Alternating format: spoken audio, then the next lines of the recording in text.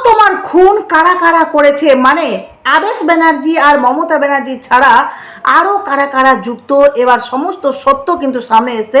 চলুন আপনাদেরকে ডিটেলসে সবটা বলবো, পুরো নামের লিস্ট আপনাদেরকে বলবো। তার সাথে নির্মল ঘোষকে নিয়েও কিন্তু মারাত্মক মন্তব্য, মানে মারাত্মক তথ্য দেবো। চলুন প্রথমত আপনাদেরকে বলি যে তিলোত্তমার খুন কিন্তু একটি সরকারি হাসপাতালে হয়েছিল, তাই তো? আর যেই সরকারি হাসপাতালে তিলোত্তমা কিন্তু অন ডিউটিরত অবস্থায় ছিল।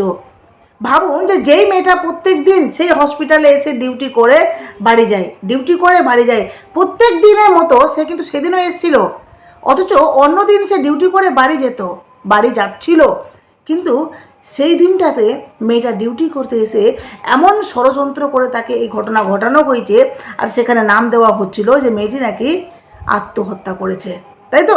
এবার দেখুন যে এই তথ্যটা আপনাদেরকে দেব যে আবেশ ব্যানার্জি, আপনারা শুনেছেন তিলোত্তমার মা কিন্তু নিজের মুখে এই আবেশ ব্যানার্জির নামটা কিন্তু ফাঁস করেছিলেন, যেখানে উনি বলেছিলেন যে আবেশ ব্যানার্জির মোবাইল নাম্বার যে ট্র্যাক করে যখন দেখা যায় যে সেই সময় যেই সময় তিলোত্তমার সাথে এই ঘটনাগুলো ঘটে বা যেই রাতে ঘটে, সেই রাতের লোকেশান কিন্তু এই আবেশ ব্যানার্জির মোবাইল লোকেশান ওখানেই ছিল, মানে সেমিনার রুম আরজি করের আশেপাশে।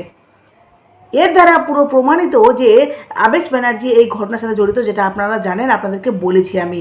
এবার যে নামগুলো তিলোত্তমার মা ফাঁস করেছেন, আচ্ছা একটা কথা বলি আপনাদেরকে, এই যে নামগুলো সেগুলো তো বলবোই, কিন্তু ভাবুন মমতা ব্যানার্জি শুধুমাত্র সঞ্জয় রায়, এই যে সঞ্জয় রায়কে রাজ্য সরকার, মানে তখন যে রাজ্য সরকার প্রাক্তন যে মুখ্যমন্ত্রী ছিলেন মমতা ব্যানার্জি, তখন মমতা ব্যানার্জি কলকাতা পুলিশের মাধ্যমে সঞ্জয় রায়কে অ্যারেস্ট করিয়েছিলেন, শুধুমাত্র একজন অপরাধীকে সামনে দাঁড় করিয়ে তিলোত্তমার পুরো ব্যাপারটাকে স্টপ করতে চাইছিল।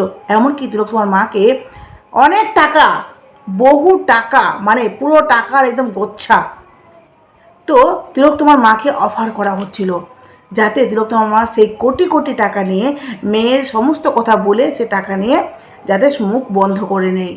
ভাবুন তিলোত্তমার জন্য একটা হসপিটালের পিজিটির জন্য কেন একজন রাজ্য সরকার বা একজন মুখ্যমন্ত্রী এত টাকা তার মাকে দিবে, তাই না? মানে যদি কোনো ঘটনা ঘটতো, মানে সাধারণভাবে কোনো ঘটনা কারোর সাথে ঘটেছে, আর সেটা যদি মুখ্যমন্ত্রী বা সেটাতে যদি বড় বড় মাথারা জড়িত না থাকে, তাহলে কী হবে? সেখানে কয়েক, ঠিক আছে একটা ঘটনা ঘটেছে সরকারি হাসপাতালে, কয়েক লক্ষ টাকা দিয়ে ব্যাপারটাকে, 10 লক্ষ বা 15 লক্ষ দিয়ে ব্যাপারটাকে স্টপ করাবে, কিন্তু মমতা ব্যানার্জি কোটি কোটি টাকা, বহু টাকা, মানে প্রায় 10 কোটির মতো তিলোত্তমার মাকে দিতে চেয়েছিল। এবার এই যে এত টাকা, মানে টাকার অ্যামাউন্ট আমি সঠিক বলতে পারছি না, কিন্তু এই বহু টাকা তিলোত্তমার মাকে দিতে চেয়েছিল। এবার এই যে তিলোত্তমার মাকে, এই যে কোটি কোটি টাকা তিলোত্তমার মাকে দিয়ে মুখটা বন্ধ করাতে চেয়েছিল, কেন? আপনাদের মাথায় এইটুকু তো নিশ্চয়ই ঘুরছে, নিশ্চয়ই তাহলে সে সঞ্জয়ের জন্য এত টাকা দিবে না, বা সে একটা পিজিটিকে এত ভালোবাসে না, বা পিজিটির পরিবারকে এত ভালোবাসে না যে সে শুধুমাত্র তার পিজিটির জন্য বা তিলোত্তমার জন্য তার মা বাবাকে এত টাকা দেবে না। এখানে ব্যাপারটা হচ্ছে যে মমতা ব্যানার্জির পুরো পরিবার এই ঘটনায় জড়িত, মানে আবেশ ব্যানার্জি তার ভাইপো, আর বাকি যাদের নাম বলছি সেগুলো শুনুন।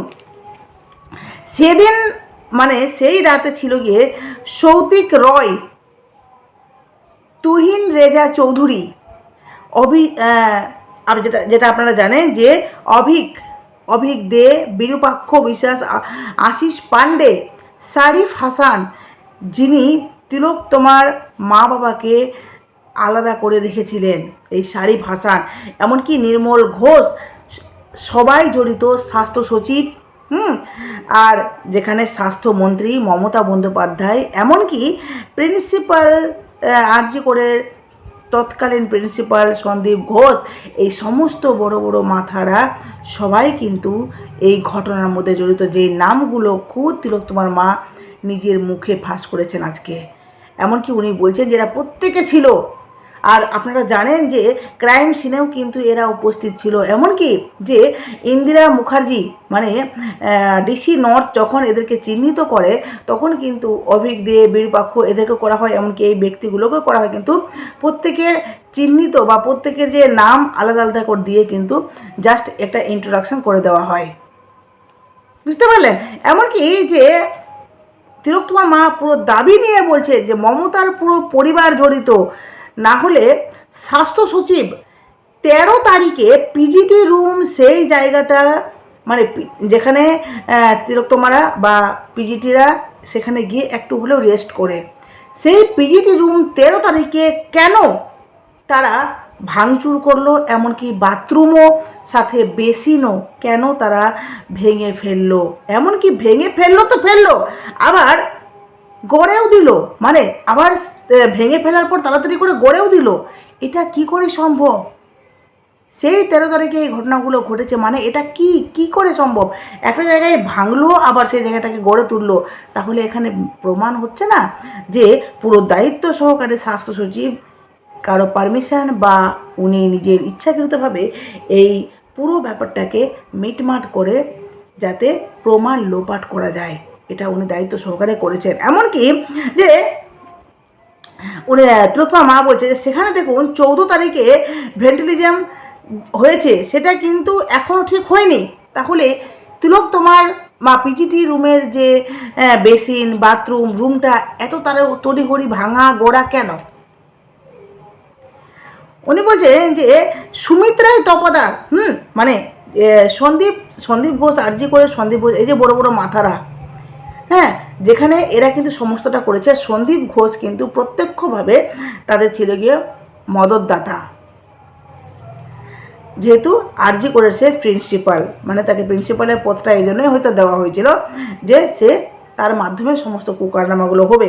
সুমিত্রায় তপদার ফোন করে সন্দীপকে, হ্যাঁ, সন্দীপ কিন্তু ফোনটা ধরেনি, মানে সন্দীপ ঘোষকে যখন সুমিত্রা তপদার তিলোত্তমা হয়তো বডিটা দেখেছে, সে সাথে সাথে সেই মানে হসপিটালের প্রিন্সিপাল যিনি রয়েছেন সন্দীপ ঘোষ, তৎকালীন সন্দীপ ঘোষ ছিলেন প্রিন্সিপাল, সেই সন্দীপ ঘোষকে ফোন করে, কিন্তু সন্দীপ ঘোষ ফোনটা তুলেননি, ওনাকে তারপরে মেসেজ করা হয়।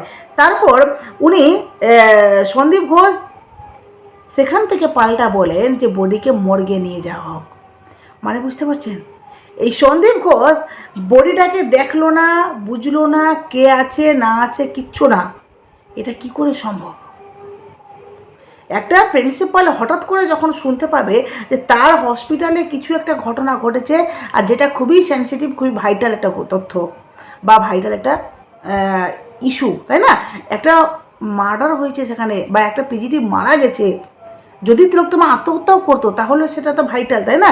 যে একটা পিজিটি আমার হসপিটালে বা আমি যেখানকার প্রিন্সিপাল সেখানে এই ধরনের ঘটনা কেন ঘটলো। কিন্তু উনি এই ব্যাপারটা খুব একদম মানে কুল ডাউন অবস্থায় বলছে বডিকে মর্গে নিয়ে যাওয়া হোক। কেন? তিলোত্তমা মা এও বলছেন যে আমি ছবি দেখেছি, তিলোত্তমার বডি লাল কম্বল দিয়ে ঢাকা ছিল, মানে বডিটাকে লাল কম্বল, যেই ছবিগুলো মনে ভাইরাল হয়েছিল আমিও দেখেছি, আপনারা হয়তো দেখেছেন, মনে করবেন। তো তিলোত্তমার বডি প্রথমত লাল কম্বল দিয়ে ঢাকা ছিল, পরবর্তীতে তিলোত্তমার চাদরগুলো, যেই চাদরটা প্রথমে পিকগুলো ভাইরাল হয়েছিল সেই পিকগুলো পরবর্তীতে কিন্তু চেঞ্জ হতে থাকে, মানে চাদরের কালার কিন্তু চেঞ্জ হতে থাকে। তো তিলোত্তমা মা যেটা বললেন যে আমি আমার মেয়ের বডি যে দেখেছি সেখানে কিন্তু আমি দেখেছি লাল কম্বল দিয়ে ঢাকা ছিল। এবার বুঝতে পারছেন বন্ধুরা, এই যে মমতা ব্যানার্জি যার পরিবার জড়িত, যিনি জানেন যে পুরো ঘটনাটা আমরাই খেয়েছি, মানে তিলোত্তমাকে আমরাই খেয়েছি, উনি আবার কি করে এই ঘটনাটাকে মানে নিয়ে যাবেন কোর্ট অবধি, বলেই তো উনি রাজ্য পুলিশের মাধ্যমে ব্যাপারটাকে ওখানে স্টপ করতে চেয়েছিলেন, এমনকি সঞ্জয় রায়কে মাঝখানে দাঁড়িয়ে।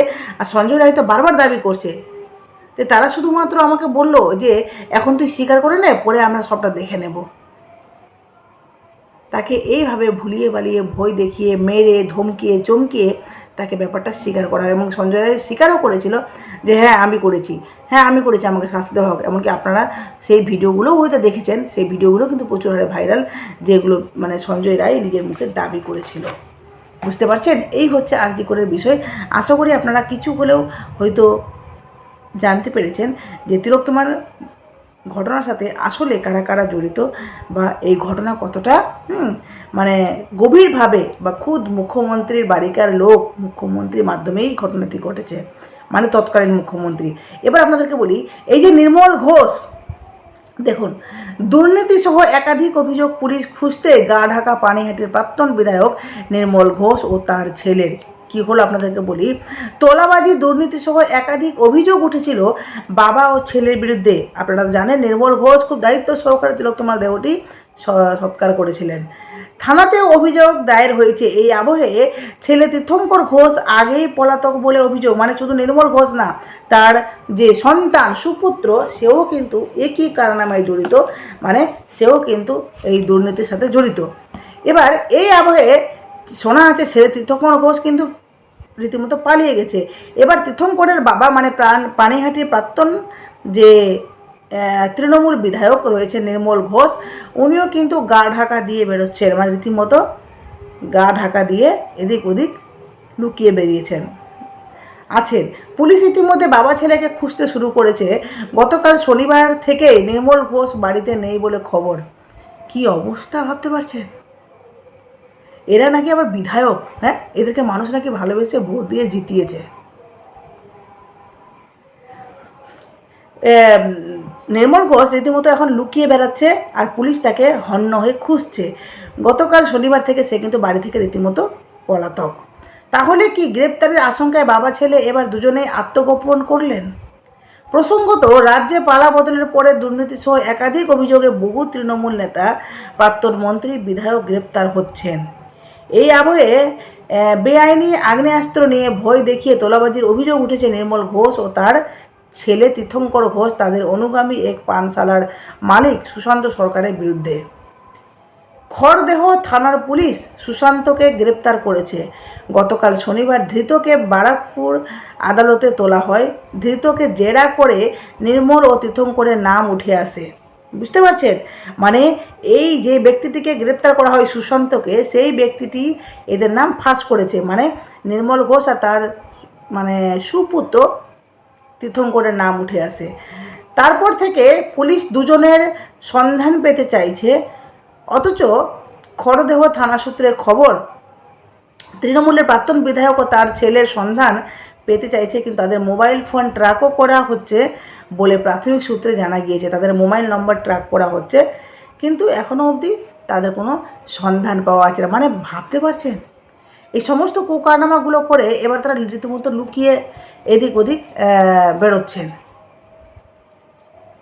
মানে এই যে বিধায়ক, যাকে মানুষ ভোট দিয়ে ভালোবেসে কিছু পাওয়ার জন্য বলতে পারেন, বা মানুষ এই জন্যই তো ভোট দেয়, তাই না, যাতে আমাদের হয়ে কাজ করবে বা আমাদের কথা শুনবে, বা আমরা দুর্দিনে ওনার কাছে দাঁড়ালে উনি আমাদের গুরুত্ব দেবেন।